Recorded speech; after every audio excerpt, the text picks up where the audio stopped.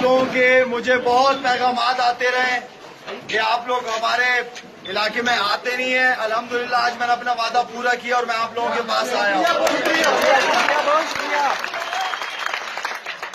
آپ کے کشمیر سے میرا بہت پرانا تعلق ہے.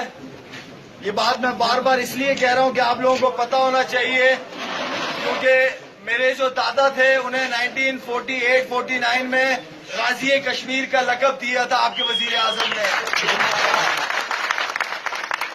اس لیے میں آپ کی اس خوبصورت شہر، خوبصورت گاؤں میں ہوں. میں بہت زیادہ خوش ہوں الحمدللہ. کافی عرصے سے پروگرام بنا رہا تھا کہ آپ لوگوں سے ملوں، آؤں، آپ لوگوں کو دیکھوں. لیکن یہ جو ایک بہت بڑی بیماری اس وقت دنیا میں پھیلی ہوئی ہے، اللہ تعالیٰ ہم سب کو اپنی حفظ و امان میں رکھے. لیکن اس سے بڑی بیماری جو ہے وہ مودی کے دل و دماغ میں ہے. وہ بیماری مذہب کی بیماری ہے.